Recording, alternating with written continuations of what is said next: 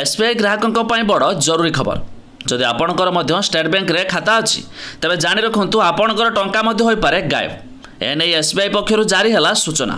आसतु संपूर्ण अपडेट जाना ता पूर्वर वीडियो को लाइक करूँ, सब्सक्राइब करना एवं सब्सक्राइब कर पाखर घंटी चिन्ह को दबाई दिंतु। गत वर्ष डिसेम्बर मासरे स्टेट बैंक ऑफ इंडिया ग्राहकों को फेक एसएमएस स्काम नहीं सतर्क कराइला। तेज अकाउंट रे पान कार्ड अपडेट करने एक फेक एसएमएस ऑफिशियल चैनल रो आसुथिबा कहिथिला एसबीआई।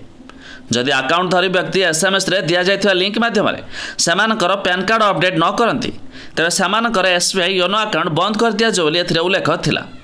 मात्र एपरि कले अकाउंट खाली हो जिवो बोली एसबीआई पक्षर ग्राहकों को सतर्क सूचना दिया। तेज भारत सरकार का फैक्ट चेक विभाग एसबीआई ग्राहकों को यह फेक एसएमएस नहीं चेतावनी देछि।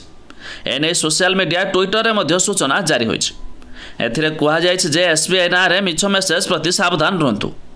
जदि सेमान को पैन कार्ड अपडेट न कले सेमानकर बैंक अकाउंट बंद होइजो बोली एसबीआई पक्षर कौन से मेसेज आसुछि ताहा मध्य मिछ। यह छड़ा जदि आपणक मोबाइल रे कौन से लिंक आसुछि बैंक पक्षर तेज से क्लिक न करी निजर पैन कार्ड अपडेट दियंतु नाही, जहाँ करने द्वारा आपणक बैंक रो टंका मध्य कटि जाई पारे। या सहित ग्राहक माने बैंक अकाउंट रो टंका लोड करिथिबा विपज्जनक आप विषय सरकार पुणी थरे एंड्रॉइड और आईफोन व्यवहारकारी को सतर्क कराइछथि।